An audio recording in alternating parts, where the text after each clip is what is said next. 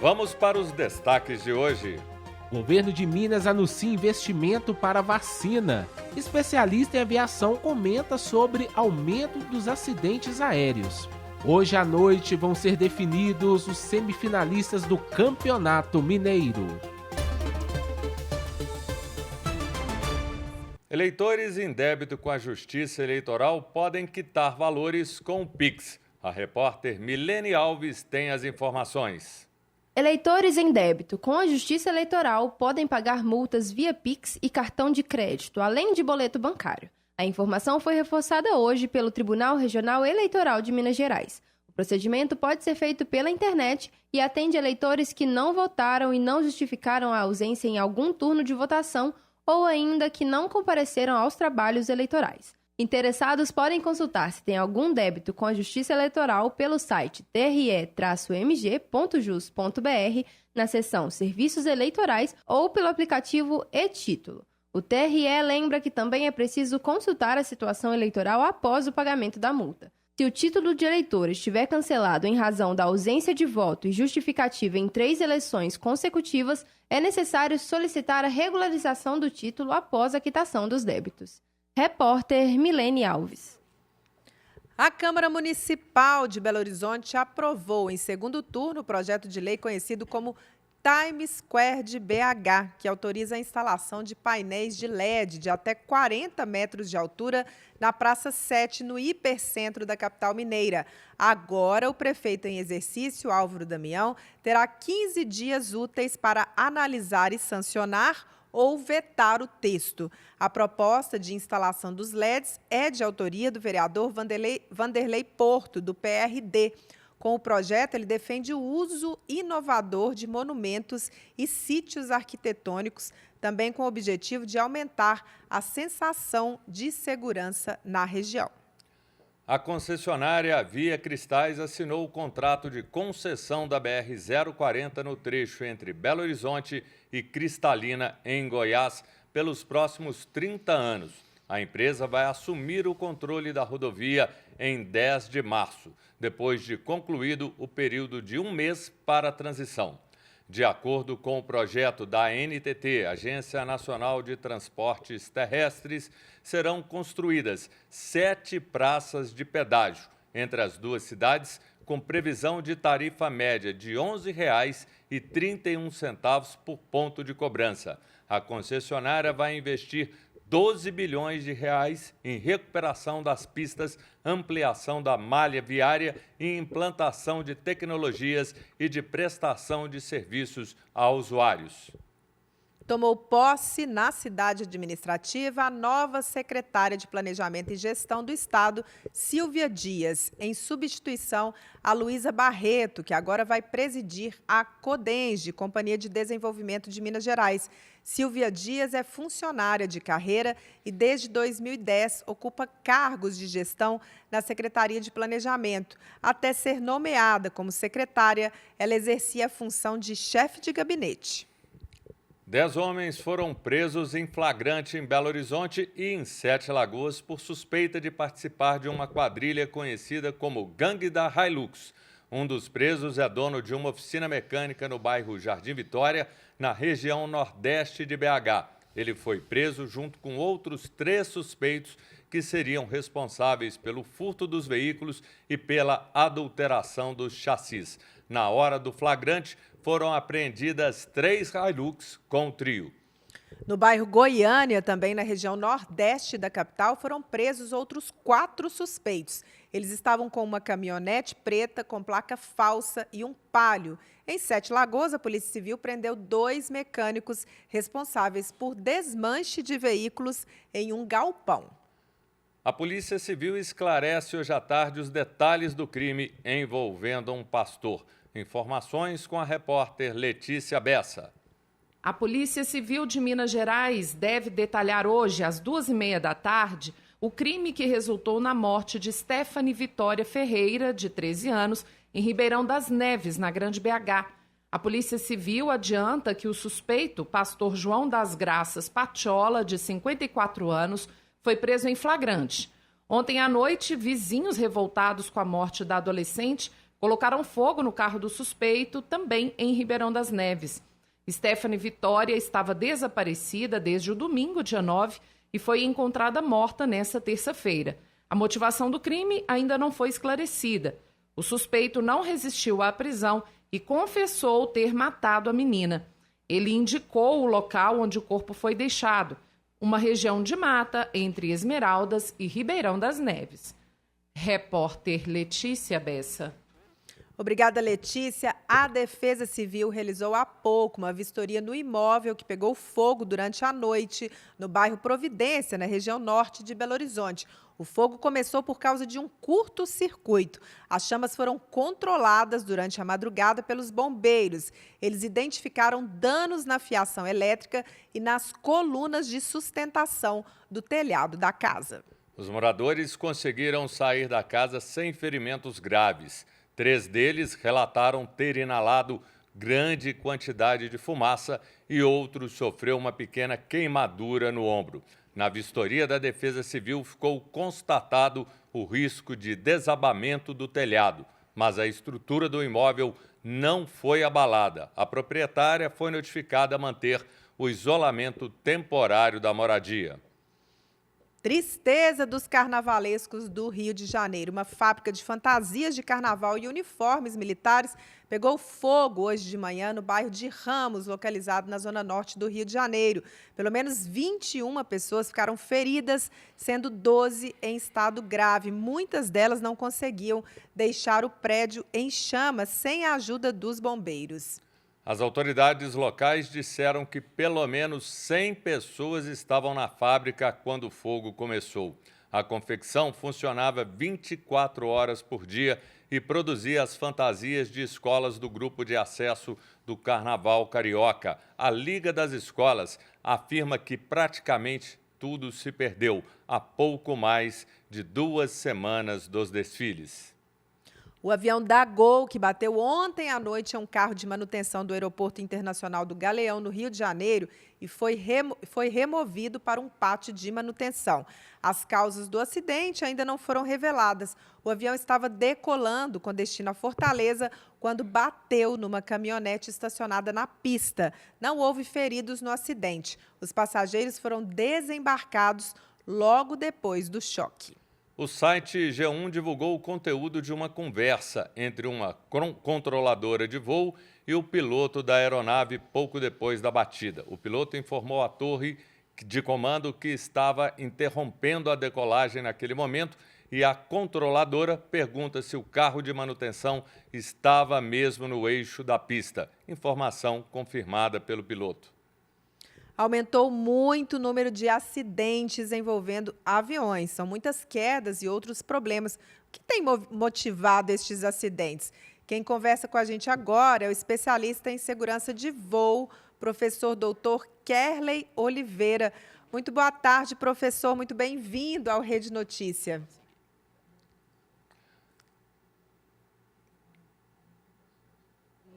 Testes rápido. Professor, boa tarde. Obrigado pela sua presença. Qual o motivo para tantos acidentes aéreos, principalmente nesses últimos tempos?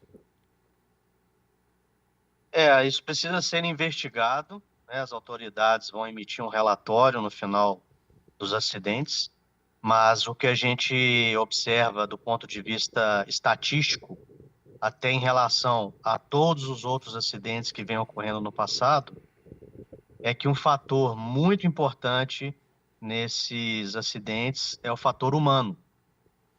As pessoas estão cada vez mais tendo responsabilidade nos acidentes. Quando a gente fala em fator humano, a gente engloba tudo que está relacionado com o ser humano, tirando a máquina da análise, né? Então, os aviões estão muito seguros, os equipamentos com a confiabilidade muito alta, porém, o fator humano, ele não acompanhou esse aumento exponencial da tecnologia. E, além disso, as pessoas estão muito distraídas, né? As pessoas estão distraídas, falta de cultura aeronáutica, falta de cultura de segurança, conhecimento, talvez treinamento, porque muitas das vezes não existe nenhum tipo de justificativa para a gente tentar explicar uma situação como a ocorrida, né? Agora há pouco, uma viatura no meio da pista, enquanto um avião estava em processo de decolagem. Isso é, assim, inexplicável, eu diria que é inexplicável. Ô, professor, o trabalho dos controladores de voo, que a gente sabe aí que muitas vezes tem jornadas exaustivas, já foram feitas até greves no passado. O senhor acredita que isso pode ter alguma influência nesses acidentes também? Não, acredito que não. Essa questão relacionada aí à carga de trabalho, isso já foi resolvido, né? Já foi debatido. Eles seguem uma legislação muito rígida em relação a isso, né? Eu coloco mais realmente como um fator humano aí relacionado à falta de procedimento, falta de atenção, falta de treinamento. Agora a gente precisa entender, né? Porque todas as viaturas, tudo que ocorre no pátio de um aeroporto, de um aeródromo, ele é controlado, né? As pessoas que trabalham ali, elas estão o tempo todo mantendo contato com a torre, né? Então a gente precisa entender, esse contato foi feito, não foi feito, o que essa viatura estava fazendo naquele local, para a gente realmente entender o que aconteceu. Muito obrigado, professor doutor Kerley Oliveira, especialista em segurança da aviação. Obrigado. Obrigado, boa tarde. No próximo bloco, Rodada do Mineiro define os semifinalistas.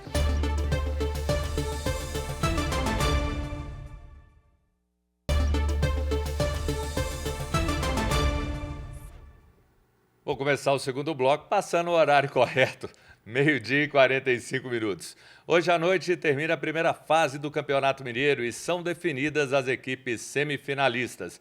O Cruzeiro, já classificado, tem estreia oficial do técnico Léo Jardim. O Atlético mira o primeiro lugar do grupo, Masseco Tombense. E o América precisa vencer e torcer para uma combinação de resultados favoráveis. Quem explica tudo é a repórter Sara Zeferino, direto da redação. Boa tarde, Sara. Vai sobrar emoção para todo lado hoje à noite. Boa tarde, Brasil. Boa tarde, Juliana. A todos que nos acompanham aqui no Rede Notícia. Hoje, duas coisas para resumir, viu? Duas frases para resumir essa última rodada da primeira fase do Campeonato Mineiro. É um olho no peixe e outro no gato. E também todo mundo com calculadora e secador na mão. Todos os jogos às 7h45 da noite. O Cruzeiro vai enfrentar o Democrata de Governador Valadares, já líder do Grupo C. E hoje tem estreia do Leonardo Jardim. O Cruzeiro já está classificado, vai buscar melhorar a classificação geral, né? Porque isso influencia nos confrontos das semifinais. O Atlético vai enfrentar o Itabirito no Mineirão, precisando vencer.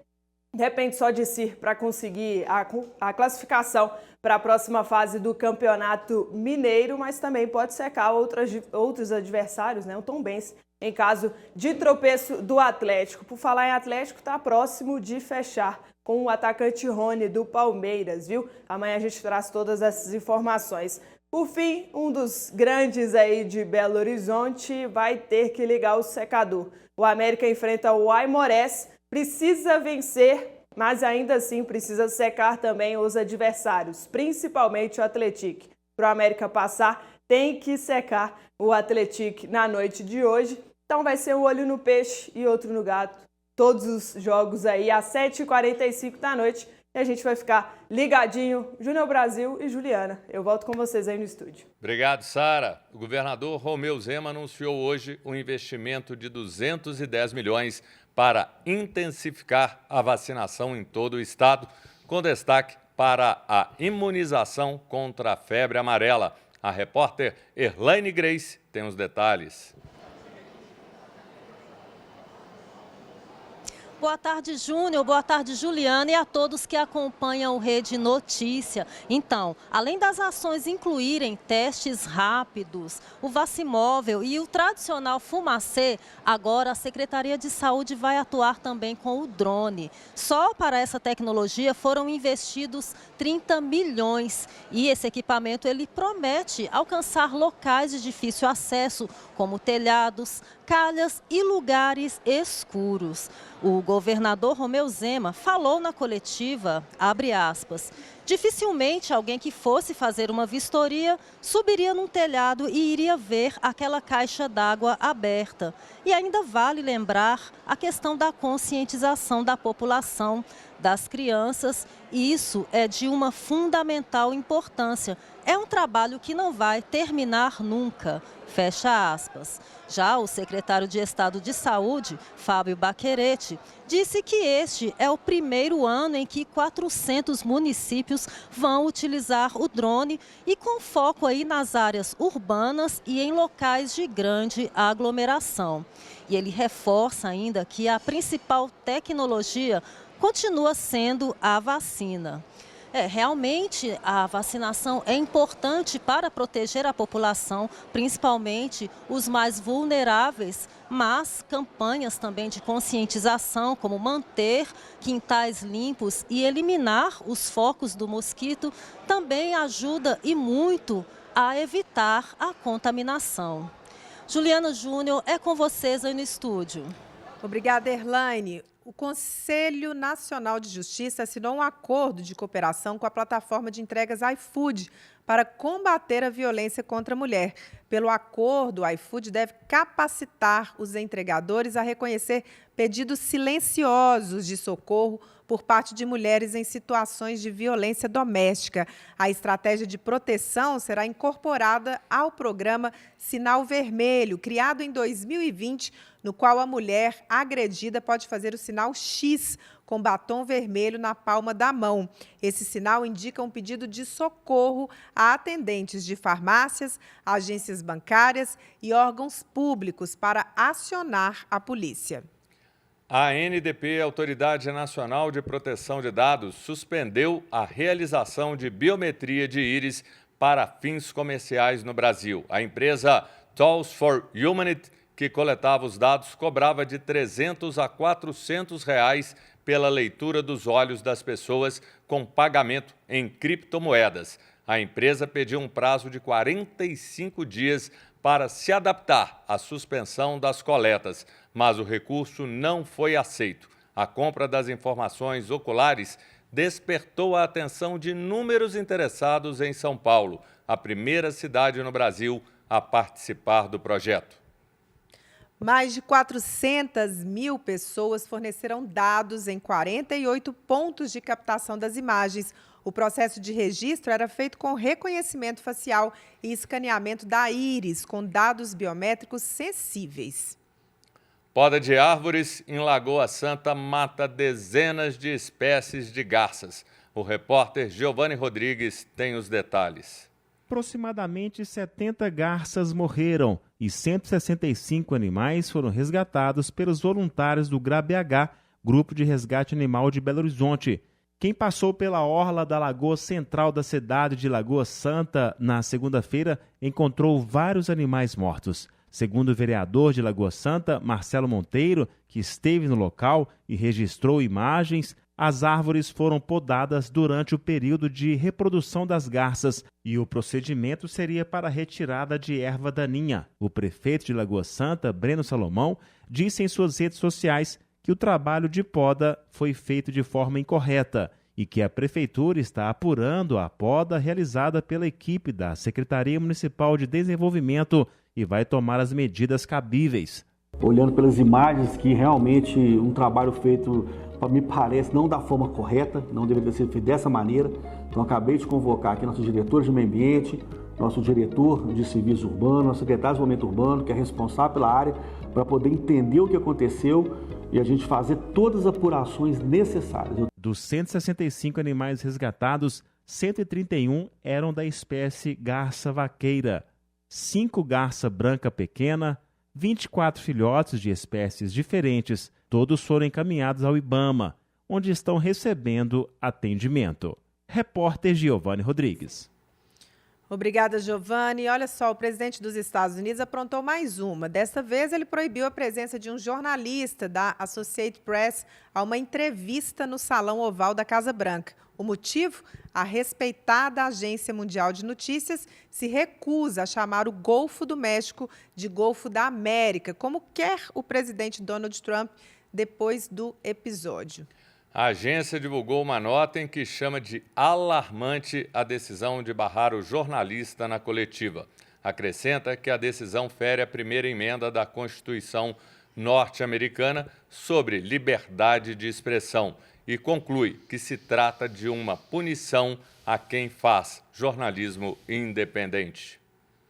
O Papa Francisco enviou uma carta aos bispos dos Estados Unidos com críticas à deportação em massa de imigrantes adotada no governo de Donald Trump. Para o Papa, a prática fere a dignidade humana. O pontífice pediu aos bispos uma política migratória justa e alertou para os discursos que geram discriminação e sofrimento. A Conferência Episcopal dos Estados Unidos já havia se manifestado contra as deportações. Hoje, o Santo Padre novamente recorreu a um auxiliar para ler o discurso da audiência semanal no Vaticano.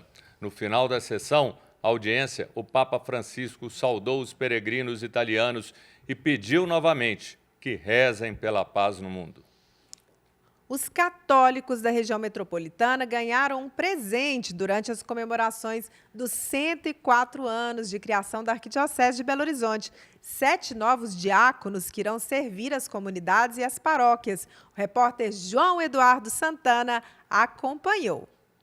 Os 104 anos da Arquidiocese de Belo Horizonte foram celebrados dentro do contexto do Jubileu da Esperança, com missa presidida pelo arcebispo metropolitano de Belo Horizonte, Dom Valmor Oliveira de Azevedo, aqui na Catedral Cristo Rei. Nesta missa, 7 homens foram ordenados como diáconos permanentes para a Igreja Católica na região metropolitana. Celebramos com muita alegria e santo orgulho 104 anos de história da Arquidiocese de Belo Horizonte em missão, anunciando a palavra de Deus, congregando comunidades, servindo os pobres e anunciando o reino de Deus. É uma alegria dar graças para renovar em nossos corações o compromisso de continuarmos essa missão enquanto Deus nos chamar para ela. Os 7 homens escolhidos para o serviço diaconal subiram ao altar acompanhados de suas esposas e famílias. Isso porque os eleitos para esta função são chamados diáconos permanentes, diferentes daqueles que serão ordenados como padres, como explica o bispo auxiliar de Belo Horizonte, Dom Nivaldo dos Santos Ferreira. Quero dizer que o diaconato é o primeiro grau do sacramento da ordem. E com isso nós percebemos que depois do diaconato temos os outros 2 graus a seguir, que é aquele do presbiterato e depois do episcopado. O grau do diaconato, primeiro grau, ele é considerado permanente quando não está prevista a continuidade do sacramento para uma pessoa. Então hoje nós podemos ter aqui na nossa Arquidiocese de Belo Horizonte diáconos permanentes, são homens casados e eles servem a nossa Arquidiocese principalmente nas realidades de vulnerabilidade como as vilas e favelas, junto com as suas famílias. E continuamos a ter também o grau do diaconato como o primeiro grau da ordem para aqueles que querem ser padres. Esta é a grande diferença. Quando falamos de diaconato provisório é porque temos em vista aqueles que serão ordenados padres. Entre os novos diáconos está o guarda municipal Ednilson Alves Ferreira, natural de Sabará. Acompanhado da esposa, Marisa, e de filhos e netos, Ednilson assumiu um novo serviço na igreja, a quem já se dedica como pregador e ministro há mais de 30 anos. É um misto de emoções, né? Mas de gratidão a Deus, né? Por finalizar com esta graça na nossa vida no dia de hoje, com essa ordenação. Fez 9 anos agora, né? Desde o caminho vocacional, as tardes, os últimos sábados no nosso encontro com a família diaconal, depois o propedêutico, né? Um período propedêutico, faculdade na graduação da teologia na PUC Minas, e depois o tirocínio, né? Um ano de tirocínio, até chegar nessa data de hoje. Termina aqui o Rede Notícia, uma produção da Rede Catedral de Comunicação. Não deixe de nos mandar sua mensagem ou vídeo no WhatsApp 319-9680-2910. Contribua com Rede Notícia, o nosso jornal também está no YouTube, Rede Notícia. Lá você pode rever todo o nosso conteúdo. Até amanhã. Até amanhã.